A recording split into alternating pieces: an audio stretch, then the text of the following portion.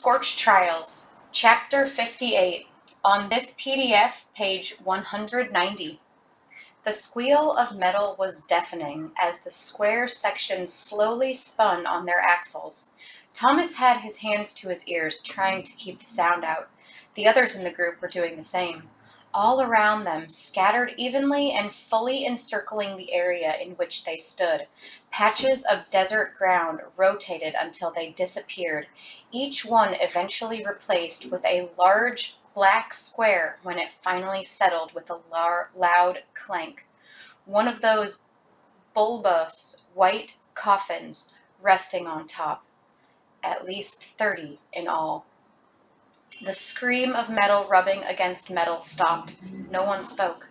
The wind ripped across the land, blowing dust and dirt in streams across the rounded containers. It made a gritty, pinging sound. There was so much of it, it blended into a noise that made Thomas's spine itch. He had to squint to keep stuff out of his eyes. Nothing else had moved since the foreign, almost alien objects had been revealed. There was only that sound and wind and cold and stinging eyes. "Tom," Teresa called to him. "Yeah? You remember those, right?"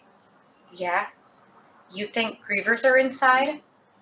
Thomas realized that was exactly what he thought, but he'd also finally accepted that he could never expect anything. He reasoned it out for a second before he answered. "I don't know. I mean, the grievers had really moist bodies. It'd be hard on them out here." It seemed like a stupid thing to say, but he was grasping for anything. "Maybe we're meant to get inside them," she said after a pause. "Maybe they are the safe haven, or they'll transport us somewhere." Thomas hated the idea, but thought that maybe she was right. He tore his eyes away from the large pods and looked at her. She was already walking toward him. Fortunately, she was alone. He couldn't handle both her and Brenda right now. "Hey," he said out loud, but the wind seemed to carry the sound away before it even left his mouth. He started to reach out for her hand, but then pulled it back, almost forgetting how things had changed. She didn't seem to notice as she walked over to Minot and Newt and nudged both of them in greeting. They turned to face her, and Thomas moved closer to conference with them. "So what do we do?" Minot asked. He gave Teresa an annoyed look, like he didn't want her to be any part of the decision-making. Newt answered, "If those things have bloody grievers in 'em, we best start getting ready to fight the shuck buggers." "What are you guys talking about?" Thomas turned to see Harriet and Sonia. It'd been Harriet who'd spoken, and Brenda stood right behind them with Jorge by her side. "Oh, great," Minot muttered. "The two queens of glorious Group B." Harriet just acted like she hadn't heard. "I'm assuming you all saw those pods back in your wicked chamber too? They had to be where the grievers charged up or whatever it was they did." "Yeah," Newt said. "Gotta be that." In the sky above, thunder crackled and boomed, and those flashes of light grew brighter. The wind tore at everyone's clothes and hair, and everything smelled wet but dusty, a strange combination. Thomas checked the time again. "We've only got 25 minutes. We're either going to be fighting grievers, or we need to get inside those big coffins at the right time. Maybe they're the..." A sharp hiss cut through the air from all directions. The sound pierced Thomas's eardrums as he clamped his hands to the side of his head again. Movement on the perimeter surrounding them caught his attention, and he watched carefully what was happening with the large white pods.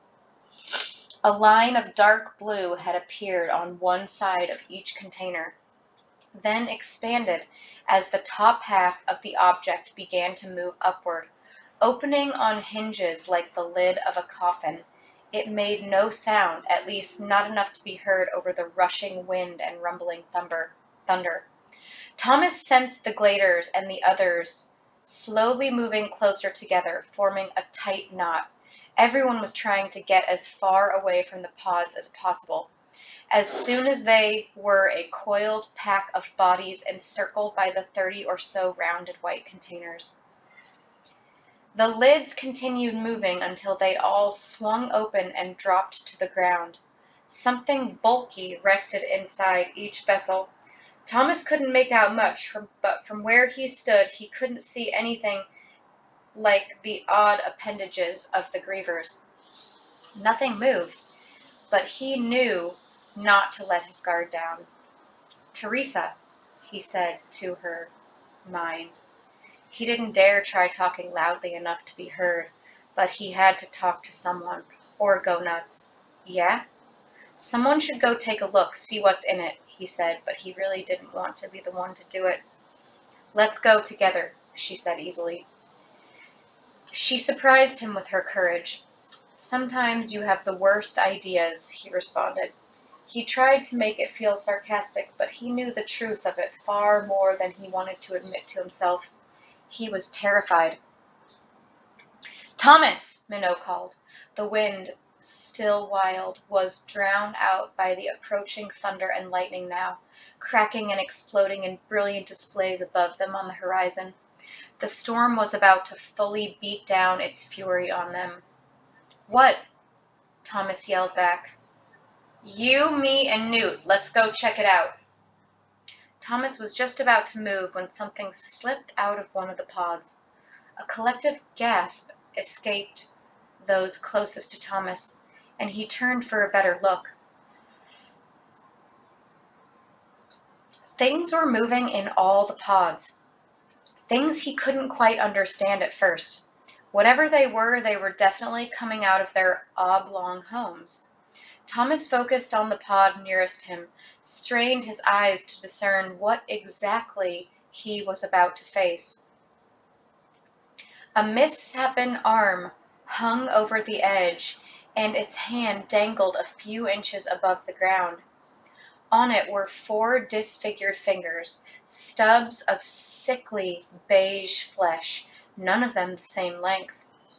They wiggled and grasped for something that wasn't there, as if the creature inside were searching to get a grip to pull itself out.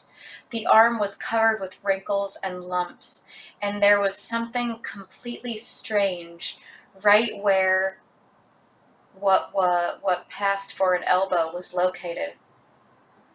A perfectly rounded protrusion of growth, maybe 4 inches in diameter, glowing, bright orange. It looked like the thing had a light bulb glued to its arm.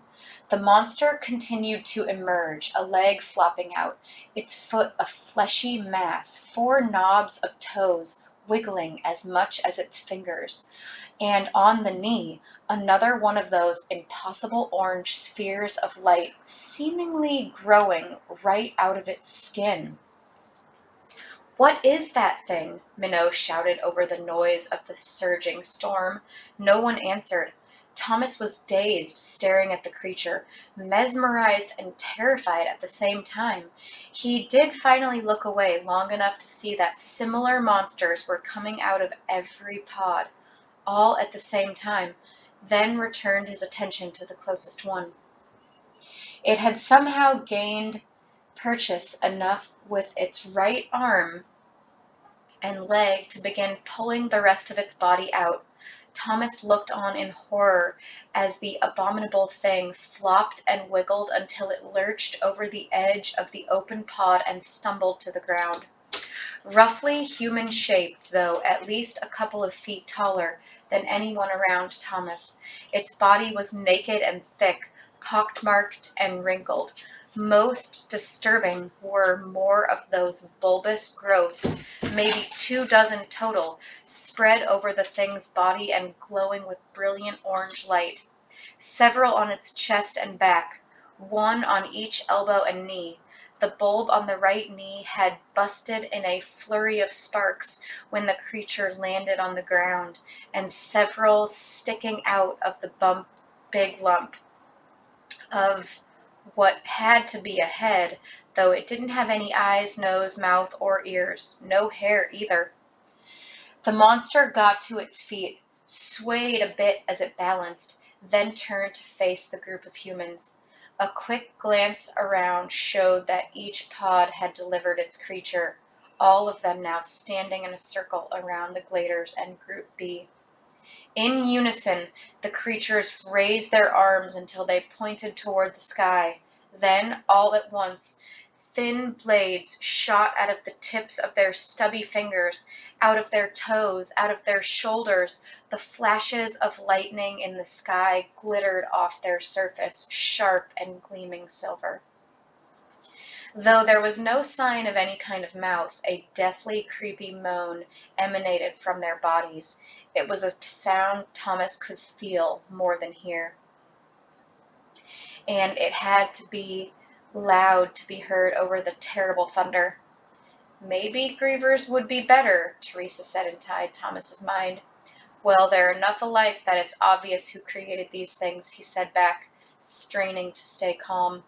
Minot turned quickly and faced the crowd of still gaping people surrounding Thomas. There's about to be one for each of us. Grab whatever you got for a weapon.